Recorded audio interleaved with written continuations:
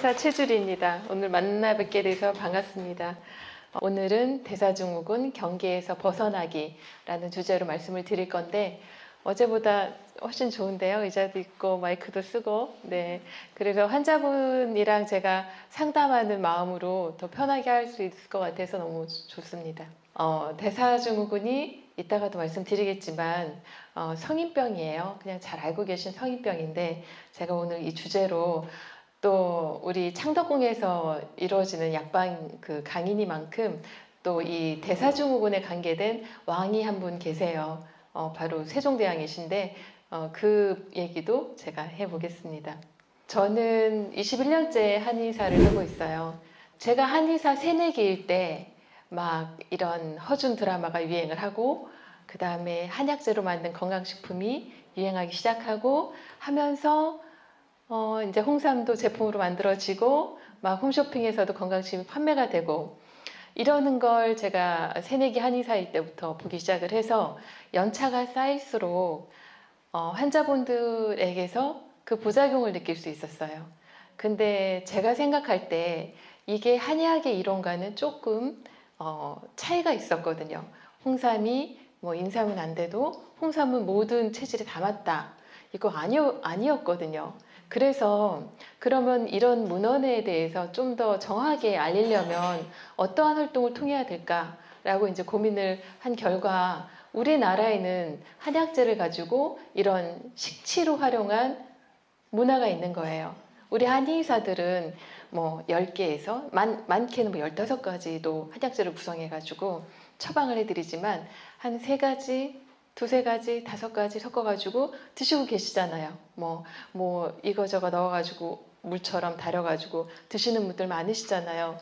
근데 그런 문화를 가지고 있는데 그걸 좀 제대로 실천하면 얼마나 더 좋을까.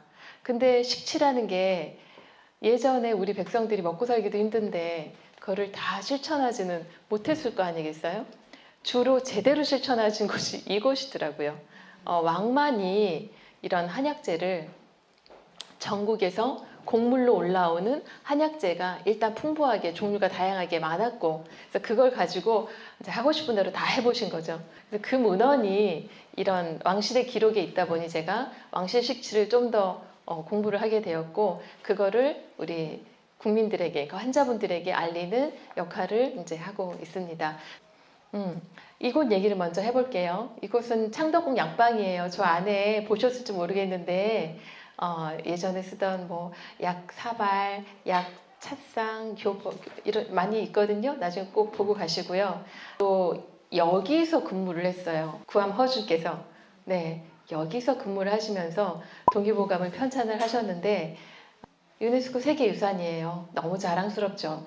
근데 유네스코 세계유산이 우리나라에 석굴암, 불국사 이런 거 총 14개가 있는데 그 중에 하나가 창덕궁이고 그 중 하나가 또 동의보감이에요.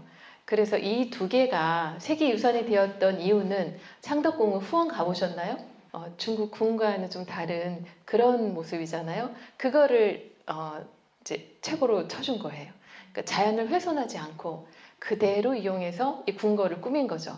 소박하지만 자연 친화적인 그런 궁궐이기 때문에 유산으로 인정을 받았고 동의보감은 이 사실을 모르시는 분들이 많아요. 백성을 위해서 이거 드세요, 저거 드세요. 아프지 말고 이거 드시고 치료하세요. 라고 적어놓은 동북아시아 어디에도 없는 유일한 공중보건의서예요. 그래서 이 2개의 유산이 우리에게 주는 교훈은 자연 친화하고 그 다음에 더 아프기 전에 예방하자라는 의미를 담고 있어요. 전 이 2개가 너무 좋아서 여기서 이제 개원해서 환자를 보고 있습니다. 세종대왕은 건강했을까? 아시죠? 다 우리 저기 강화문 나가면 좀 풍채가 좋으신데 제 생각에는 그것도 좀 깎으신 것 같아요. 그보다 더 풍채가 더 좋으셨어요. 예, 왜냐하면 나중에는 걷지를 못하셨어요. 물론 당뇨합병증으로 고관절, 건습이라는 지금으로 말하면 괴사까지 오셨을 것 같아요. 근데 그 시절에 이런 이제 수술 기술이 없다 보니까 걸지 못하셨겠죠. 그래서 워크홀릭이 될 수밖에 없었던 그 시대만의 또 이유가 있었어요. 큰 양녕대군을 대신해서 태종의 제위를 승계했고, 그죠? 조선이 건국된 지 얼마 되지 않아 전국이 불안정했고, 또 유일무이한 후원자 태종이 세종 4년에 갑작스럽게 승하를 하시고, 니 얼마나 또 심적인 그런 스트레스가 많았겠냐고요. 그렇죠. 그러니까 1418년도에 왕으로 등극을 하셨는데, 그때 세종의 나이가 22살, 23살? 아무튼 20대 초반이셨어요. 그로 인한 과중한 업무와 스트레스의 직면. 근데 이러한 일들도 많았지만 실제로 세종대왕 세종 자체가 워커홀릭이었고 공부를 너무 좋아했고, 그 다음에 고기를 또 너무 좋아했고, 그래서 태종이 돌아가시기 전에 나 죽어도 우리 세종은 그때 고기 먹게 해라, 이렇게 유언까지 남기고 돌아가실 정도로 고기 매니아셨어요. 그러니 안 움직이고 공부만 하고 또 고기 좋아하고 하다 보니 풍증, 지금으로 따지면 고혈압이에요. 네, 고혈압, 소갈증, 지금으로 따지면 당뇨병, 또 이로 인한 종기, 당뇨합병증으로 인한 고관절염, 그다음에 눈, 시력 강퇴가 많이 되셔가지고 나중에는 안 보인다는 얘기도 많이 하셨거든요. 그래서 온천도 가서 치료도 하시고 그러셨었어요. 그러면 이 우리 위대한 세종대왕도 피해가지 못했던 고혈압과 당뇨병은 도대체 뭘까? 이 대사증후군이라고 불러요. 대사증후군이 뭐냐면, 대사증후군 얘기하기 전에 기저질환 얘기할게요. 기저질환이라는 단어를 근래에 많이 들으시죠? 이게 뭐냐면 코로나 때문에 코로나에 걸렸을 때 중증으로 갈 수 있는 사람 기저질환자, 백신을 맞았을 때 생명 위협을 받을 수 있는 사람 기저질환자. 도대체 기저질환이 뭔가, 평소 앓고 있던 병 중에 다른 병에도 영향을 줄 수 있는 만성적인 병, 내가 기존에 가지고 있는 매일매일 나를 괴롭히는 병, 그 중에 대표적인 것이 고혈압, 당뇨, 그다음에 천식, 신장질환, 폐질환, 통풍, 기저질환에 속하죠. 그래서 이 기저질환으로 우리를 위협하는 고혈압과 당뇨를 대사증후군이라고 하는데, 보통 이 세 가지를 얘기를 해요. 고혈압, 당뇨 있거나 이상지질 혈증이 있거나. 이상지질 혈증과 고지혈증은 같은 얘기예요. 처음에 고지혈증이라고만 얘기를 했는데 HDL, LDL, 좋은 콜레스테롤, 나쁜 콜레스테롤 얘기 들어보셨죠? 근데 좋은 콜레스테롤은 높을수록 좋다라는 게 학계의 의견이었어요. 그러다 보니 이게 높으면 총 콜레스테롤이 높아질 수밖에 없으니 고지혈증이라는 단어는 좀 적절하지 않다. 그래서 이상지질 혈증이라고 얘기를 했는데, 또 최근에 학계는 또 바뀌었어요. HDL도 많으면 안 된다. LDL도 몇 가지 유형이 있고 HDL도 몇 가지 유형이 있는데, 이 중에서 좋은 일 하는 놈이 있고 나쁜 일 하는 놈이 있고, 그러니까 전체적으로 LDL만 높거나 HDL만 높거나 이러면 안 되고 균형이 맞아야 된다라는 게 최신 지견이에요. 네, 요것도 이따가 제가 말씀을 드릴게요. 고혈압, 당뇨, 고지혈증 중에 오늘 고지혈증을 들고 왔어요. 왜게요? 단 거 많이 먹는다고 당뇨 오는 거 아니에요. 짠 거 많이 먹는다고 혈압 오는 거 아니에요. 네, 스트레스 많이 받으면 혈압 와요. 근데 고지혈증은 많이 먹으면 와요. 네, 일단 인풋 들어온 게 많아요. 들어온 게 많아서 지방위 들어보셨어요? 지방신 안 들어보셨죠? 지방간 들어보셨죠? 뭔가 내 입속으로 그게 지방이든 탄수화물이든 뭐든 일단 많이 들어오면 저장 창고, 간밖에 없어요. 간. 그 다음에 좀 이 뼈가 없는 배. 예. 그 다음에 어디다가 버려요? 버릴 데가 어디 있어요? 강물에다 버려야죠. 혈액 안에 버리는 거예요. 그게 뭐예요? 고지혈증. 간막이라는 게 있어요. 간이 지방으로 막 채워진다고 많이 더 커질 수는 없어요. 간에 막이 있기 때문에. 그럼 어디로 가야 돼요? 네, 혈관으로 가는 거예요. 진짜 안 먹기만 하면 치료할 수 있는 고지혈증이기 때문에 제가 들고 와봤어요. 그리고 또 하나가, 고지혈증은 병이 아니에요. 강물에 맥주병 몇 개 좀 떠다닌다고 강물이 썩은 건 아니잖아요. 그죠? 걔가 나중에 돌아 다니다가 어디 부딪혀가지고 깨졌어요. 그래서 뭐 강벽이 좀 붙어 있어요. 이게 뭐예요? 죽상, 동맥, 경화증. 그럴 경우에만 병이 되는 거지, 아니 뭐 또 병 몇 개 떠다닌다고 그 강이 썩었다라고 볼 수는 없는 거예요. 그래서 고지혈증은 병이 아니에요. 다만 건강군과 질환군으로 딱 진짜 한 발만 넘어가면 내가 기저질환자가 되는 거예요. 한 발만 넘어가면. 근데 여기서 발 빼서 건강군으로 돌아가면 나는 평생 기저질환자 아닌 게 되는 거고, 백신 맞을 때 걱정 안 해도 되고, 코로나 와도, 코로나 제2, 제3, 제4의 코로나가 와도 나는 겁먹지 않아도 되는 거예요. 네. 그래서 오늘 고지혈증 얘기를 좀 해볼게요.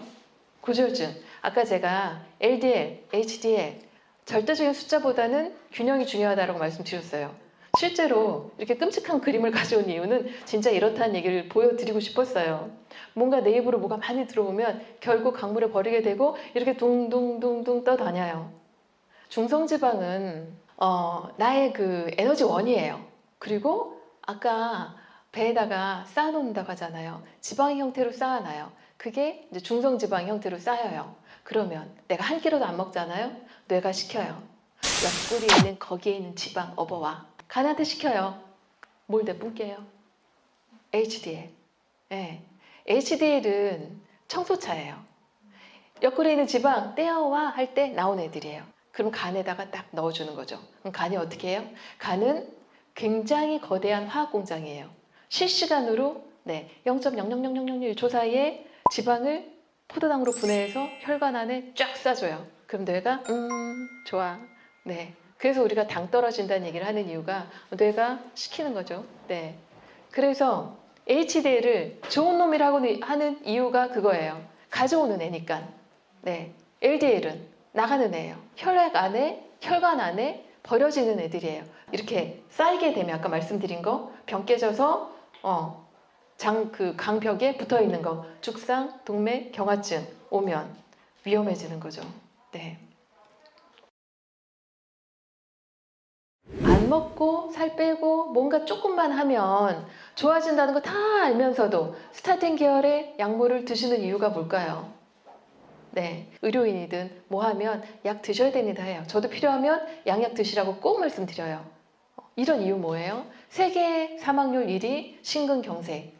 심근경색이 뭐예요? 죽상 동맥 경화증이 하필 심장혈관, 관상동맥 여기에 하필 병이 깨졌어. 그러면 혈액을 공급 받지 못하는 그 심장의 근육이 죽는 거죠. 못 먹고 사니까. 그게 하필 뇌에 가서 막혔어. 네. 뇌에 막혔는데 그 부분이 하필 말을 하는 영역이야. 그러면 말을 못하게 되는 거예요. 말이 어눌해지는 거예요. 근데 이게 어디 가서 어떻게 걸릴지 어떻게 하냐고요. 그러니 약을 먹는 거예요. 어쩔 수 없이. 그런데 고지혈증 약 부작용이 없느냐? 있어요. 모든 약약은 케미컬한 이제 석유에서 뽑아낸 그런 약이기 때문에 내 몸과 꼭 맞지 않아서 얘가 흡수되고 분해되고 소화되고 다시 배설되는 데는 여러 가지 절차들이 있어요. 그런데 그런 절차들 안에 혈당을 올린다는 거예요. 이네들이 흡수되고 분해되고 소화되고 이렇게 하면서 여러 가지 것들을 갖다 쓰는데 그게 비타민 1, 6, 12, 코큐텐 이런 걸 갖다 쓰는 거예요. 부족해지겠죠. 그래서 이걸 드럭 먹으라고 좀 이렇게 표현을 하던데, 근데 이걸 제가 말씀드린 이유가 뭐냐면요. 그럼 고지혈증 왔어요? 당뇨 왔어요? 합병증으로? 그럼 피가 끈적끈적해지고 안 좋아요? 그럼 또 혈압 와요? 그럼 3가지 먹어요. 그럼 고지혈증 때문에 여기저기 아파요? 진통제 또 먹어요. 그럼 진통제 먹으면 속 쓰려요? 그럼 또 제산제 먹어요. 제산제의 제일 부작용이 뭔지 아세요? 골다공증을 만들어요. 프로톤 대사 억제를 시키기 때문에 골다공증 약 먹어요. 6개월에 한 번 먹거나 맞죠? 그러면 또 혈액순환 개선제 먹어요. 아까 드럭 먹었 때문에 또 코큐텐 먹어요. 오메가3 먹어요. 한 주먹을 먹어요. 한 주먹을. 제 환자 중에 정말 15알을 아침, 점심, 저녁 드시는 분이 계셨어요. 이거 먹으면 배불러가지고 밥을 못 드신대요. 예. 그 정도로 한 움큼 먹어요. 그러면 한 움큼 먹었으면 내가 이거 먹어줬으니 나 건강하게 100세까지 가야 되잖아요. 정반대죠. 네, 정반대죠. 정작 내가 노년에 애들 다 키워놓고 행복하게 사셔야 될 그 노년이 진짜 의료비로 다 들어가는 거예요. 이거 억울해 하셔야 돼요. 우리 의료인들 월급 주시는 거예요. 네. 이제 그러면 덜 넣어야 되는 걸 누가 모르냐고요. 그죠? 네. 아니 알지. 아 근데도 잘 안 되는 걸. 네. 그래서 제가 이 얘기를 드리려고 해요.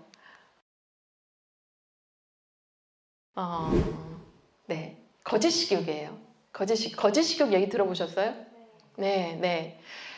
이제까지 거짓 식욕 얘기 들어보셔도 오늘 제가 조금 다른 얘기를 해드릴게요. 진짜 식욕은 딱 정해져 있어요. 나의 오장육부가 필요로 하는 식욕, 생리적 식욕 딱 거기까지. 예. 오히려 동물들은 감기 걸리면 굶는다고 하잖아요. 왜? 위장 너 조용히 하고 이렇게 흡수하고 뭐 배설하고 또 조용히 해봐 하는 거예요. 그래서 넣지 마 하는 순간 나의 면역 시스템이 이제 막 돌아가기 시작하는 거죠. 근데 우리 인간은 아니에요. 네. 아니다 보니 거짓 식욕을 얘기할 수밖에 없는데 그 고귀하게 감정적 식욕 이렇게 얘기해 왔어요. 네. 근데 저는 이 단어를 정말 싫어해요. 육체적 식욕과 감정적 식욕 두 개가 있다면 육체를 위해서 식욕이 기본적으로 있는 거고 내 감정을 위해서 기본적으로 식욕이 있다는 얘기 같잖아요. 나를 달래주기 위해서 난 단 걸 먹어야 돼. 밤에 내가 너무 마음이 헛헛하고 나는 음식으로 위로받아야겠어. 그러고 나면 내 몸이 훨씬 나에게 플러스 쪽으로 가는 거야. 나한테 정말 유익한 거야 라고 생각하는 뉘앙스를 자꾸 주는 거예요. 그래서 저는 이거 아니라고 거짓이고 가짜니까 속지 마세요 라는 얘기를 해드리고 싶어요.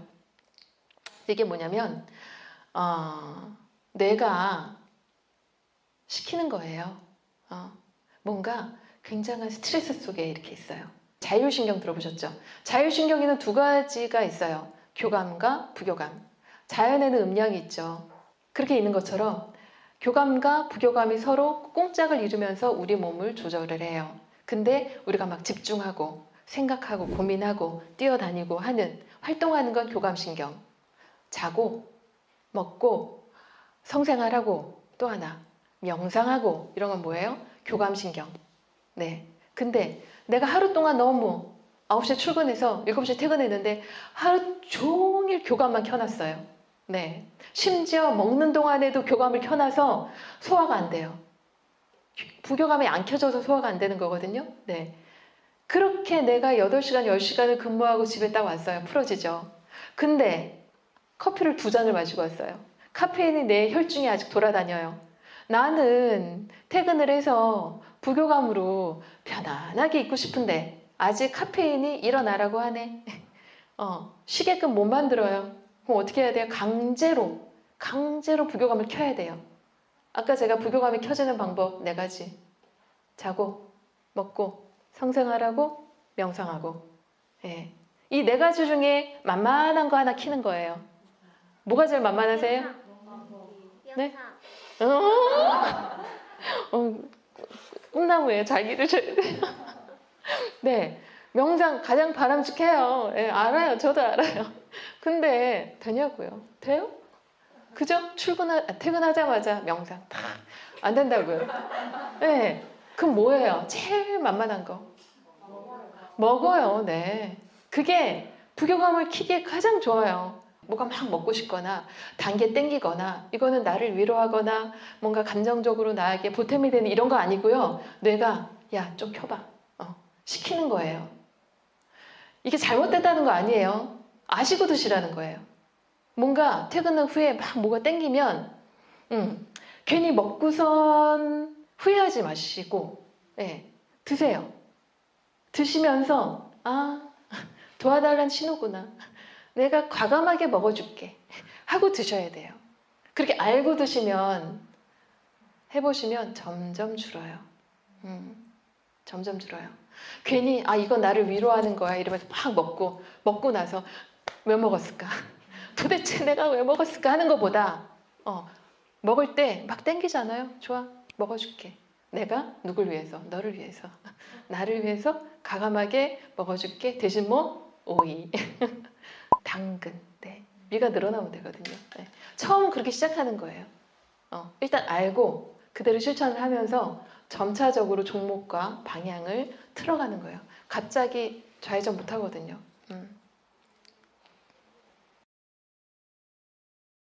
이게 제가 몸이 시킨다는 얘기를 하는 거예요. 집에 전기밥솥 있으세요? 몇 인분짜리세요? 6인분. 6인분짜리 사셔가지고 맨날 6인분 해 드세요? 아니죠. 한 1, 2인분 할 때도 있죠. 네, 우리도 마찬가지예요. 밥솥 자체가 1인분으로 태어난 사람이 있고요. 6인분, 막 12인분 대용량으로 태어난 사람이 있어요. 네, 그렇다고 거기에 다 밥하는 거 아니잖아요. 그런 것처럼 뭔가 태어날 때부터 이 용량이 그 불 자체가 강불인 사람이 있어요. 그러면 불이 강불이다 보면 이 불이 꺼지지 않고 계속 위열, 비장열, 췌장열이거든요. 이 소양인들이에요. 몸에서 가장 열이 많은 그 열을 누가 만들어요? 소화기계에서 만들어요. 네, 쉬운 얘기로. 그러면 그렇게 태어난 그 사람들은 그 사람 잘못이 아니죠. 네, 엄마 아빠한테 받은 몸이 그냥 그러할 뿐이에요. 그렇게 6인분 밥솥을 가지고 태어난 사람은 스트레스를 받으면 갑자기 불이 강불이 되면서 뇌가 시켜요. 다 넣어. 네, 다 꽉 채워 넣어. 그리고 8시에 밥 먹었어요. 10시에 배고픈 거 아닌데 배고플 때 안 됐는데 뭐가 먹고 싶어요. 이거 아직 강불에서 중불이나 약불 아니면 전원 오프나 보온으로 안 갔다는 얘기예요. 그럼 어떻게 해야 돼요? 이때의 솔루션은 뭐예요? 불 줄이는 거예요. 강불에서 중불이나 약불로 줄이거나 네, 그냥 확 바꿔버리는 거예요. 그게 뭐냐? 그게 잘 안 된다는 거지. 그래서 제가 이 얘기를 하고 싶어요. 식욕은 막을 수 없는 생리 욕구예요. 이거는 임의로 안 된다는 얘기예요. 임의로 안 돼요. 뇌와 몸이 지들끼리 대화해서 하는 거지 나의 의식이 끼어들 수 없는 그런 분야예요. 근데 자꾸 끼어들려고 하죠. 네. 식욕 억제제. 아니 식욕이 억제가 되냐고. 본능인데 뭘로 억제하는데요. 네. 그러니 이런 한의학이 없는 저쪽 바깥쪽 사람들이 막 고민하다가 만들어낸 약재들이 이런 거예요. 우리 문화는 이런 문화가 아니에요. 우리는 200년 전에는 의학이 한의학밖에 없었잖아요. 이런 음양의 개념, 오행의 개념이 다 탑재되어 있으셨어요. 근데 이렇게 저렇게 되면서 한의학이라는 게 우리의 내리속에, 현대인의 내리속에 없어지면서 이런 사고가 안 돌아가고 있는 거거든요. 근데 식욕 억제제가 이 본능을 조절하려면 본능을 조절하는 센터가 어디 있어요? 뇌에 있어요. 그래서 뇌의 호르몬을 자꾸 건드리는 거예요. 근데 문제가 뭐예요? 먹다 보면 끼만 싫은 게 아니고 살기도 싫어져요. 우울증 왔다 그러잖아요. 예.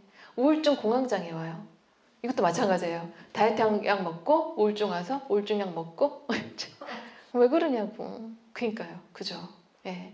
그래서 저는 식욕은 건드릴 수 없다라는 걸 땅땅땅 했으면 좋겠어요. 우리 한의사들이 이런 살을 빼는 기전도 그거예요. 가만히 있는데 100m 달리기를 시킨 효과가 난다면 당연히 살 빠지겠죠. 네. 그래서 다이어트 약의 부작용이 뭐예요? 100m 달리기 했을 때 어떤 현상이 일어나요? 가슴 뛰고 손 떨리고 입 마르고 담 안 오고 이런 증상들이 부작용으로 생기는데 문제가 뭔지 아세요? 이러한 부작용을 감수하고 드세요. 만약에 다른 약이면 먹겠어요? 이상해요. 그러면서 안 드시겠죠? 근데 유독 다이어트 약은 그러함에도 불구하고 참고 먹어요. 네, 이게 문제인 거예요. 이거 그대로 먹으면 어떻게 돼요? 심근경색 와요. 네, 심장마비 와요. 진짜 식욕은 건드리면 안 된다. 이건 건드릴 수 있는 종목이 아니다. 라고 결론을 짓고 그럼 아까 제가 말씀드린 그 가짜 식욕은 어떻게 줄이면 되느냐. 너무 당연한 건데요. 뭐 이렇게 유튜브만 찾아봐도 그렇고 뭐 이거 해라 저거 해라 이거 먹어라 저거 먹어라 많잖아요. 근데 저는 제가 21년 동안 해봤어요. 저도 해보고 환자도 시켜보고 다 해봤는데 우리는 뭘 이렇게 급격하게 방향을 바꾸는 게 힘들어요. 인정하셔야 돼요. 그럼 어떻게 해야 돼요? 어제와 같이 오늘도 사셔야 돼요.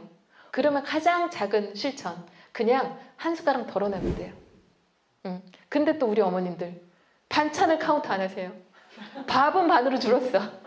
반찬은 나물이어서 괜찮대. 천만의 말씀이에요. 네. 이런 분들 계세요. 나는 줄이는 건 죽었다 깨나도 못하겠다 그러신 분 계세요. 내가 굶으면 굶었지 내가 3분의 1은 못 줄이겠어. 그러신 분들은 우리가 하루 아침, 점심, 저녁 3끼 먹잖아요. 한 끼 굶으세요 해요. 네. 그게 편하시다면 그렇게 굶으세요. 아니면 우리 또 오늘이 왕실식치 또 얘기하는 자리니까 요거 소개시켜 드리면 실제로 세종이 밥 대신 드셨다는 문헌상의 기록은 없어요. 세종이 밥 대신에 드셨다는 떡이 있어요. 구서낭도고예요. 9가지 굉장히 좋은 약재다 이런 느낌 오시죠. 백편두 이거는 콩의 한 종류예요. 그다음에 시상이 뭐냐면 꽃감 겉에 붙어있는 하얀 가루. 그리고 메가가 보리 싹 틔운 것. 보리는 소양인 곡식이에요. 그리고 계피는 소음인 약재예요. 이게 디저트 하나라도 이렇게 몸에 맞게 가려 먹는. 우리는 이런 음양의 문화를 가지고 있어요. 그죠? 그럼 자랑스럽지 않아요? 그리고 또 하나가 있어요. 매일 할 수 있는 운동, 매일 할 수 있는 것이 필요해요. 제가 하고 있는 게 절운동이기 때문에 절을 가지고 왔지만 스쿼트, 네. 근데 그렇게 매일 할 수 있는 운동으로 나만의 운동으로 정하셔야 돼요. 너무 귀찮아서 못하겠어. 이러신 분들은 누운 상태에서 아침에 일어나잖아요. 브릿지 동작 아시죠? 엉덩이 드는 거. 그때 하복부와 엉덩이 둥근이 착 힘이 들어가요. 코어 근육이 살아나요. 해보세요. 네. 잘못하시면 허리가 아플 수 있는데 하시다 보면 요령이 생기실 거예요. 또 하나가 있어요. 오늘 정말 제가 하고 싶은 얘기 이거예요. 식치와 약치예요. 식이요법은 들어보셨죠? 네. 식이요법은 우리가 다 알고 있는 거예요. 무슨 성분명들, 항산화 물질, 뭐 이소플라본, 갱년기, 뭐 예방 영양소, 그다음에 사포닌이 인삼의 주 성분이죠. 네. 근데 도라지도 사포닌이 많이 들어가 있어요. 만약에 소양이 아까 열 많은 밥솥 6인분 가지고 태어난 소양인이에요. 이분들이 사포닌을 먹어야겠어요. 그럼 인삼 사포닌 먹어야 될까요? 도라지 사포닌 먹어야 될까요? 네, 도라지 사포닌 드셔야 돼요. 네, 그래서 이게 식치예요. 성분 플러스 성질. 황금이 태어날 때 인간의 간과 폐장의 열을 꺼주려고 태어나진 않았을 거예요. 근데 2000년간 들여다보니 심장과 폐의 열을 너무 기가 막히게 잘 꺼준 애라는 거예요. 속이 냉하고 추위 많이 타고 실질적으로 못하고 이런 분들이 황금이 막 홈쇼핑에 나와요. 관절에 좋다고 막 황금이 선전을 해요. 하다가 먹으면 될까요? 안 될까요? 안 돼요. 안 돼요. 네. 그래가지고 네, 식치와 약치는 방향이 맞아야 돼요. 약치는 저 같은 사람이 하는 거예요. 봐서 전략을 세우죠. 이분은 폐가 허하고 신장이 허하고 어쩌어쩌 하기 때문에 기본 처방은 보고 근데 이분이 눈이 충혈됐어? 그럼 눈 딱. 변을 막 설사하셔? 그러면 요거 좀 해가지고 처방 구성을 해요. 한 폭의 그림처럼. 네, 이걸 군신자사라고 하는데 맥락이 있다라는 거예요. 그냥 조태들을 하는 거 다 쓸어 넣는다고 약이 아닌 거예요. 뼈대 세우고 잎 그리고 꽃 달고 해야 그게 정말 약 처방이 돼요. 그렇게 하는 게 제가 하는 게 약치. 제가 요 PPT를 막 만들면서 가장 고민한 게 뭐냐면 이렇게 얘기 들으시고 나면 당장 막 혈압약 끊어야 될 것 같고 고지혈증약 끊어야 될 것 같고 근데 절대로 그냥 끊으시면 안 돼요. 네. 대사중 특히 혈압약, 고지혈증약, 당뇨약은 절대로 단박에 끊으시면 안 돼요. 일주일에 하루씩 비워요.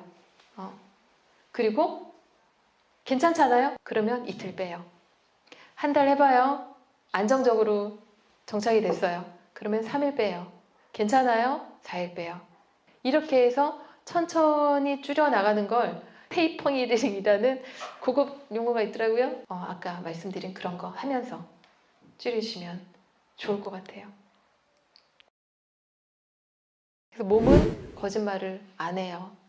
실제로 바뀌어가는 거를 병원 가서 고지혈증 안 재봐도, 네, 초음파 안 돼봐도 몸에서 다 알려줘요. 그러니까 그 신호를 믿으셔야 돼요. 그리고 속도 조절 스스로 하시면 정말 좋죠. 네. 그러면 기저질환이나 대사증후군으로 지금 젊으신 분들은 안 가실 수 있어요. 경계선에서 건강군으로 다시 내려오실 수 있으세요. 네, 제가 드리고 싶은 얘기는 다 드린 것 같아요. 조금이나마 건강에 좀 팁을 얻어 가셨기를 바랍니다. 감사합니다.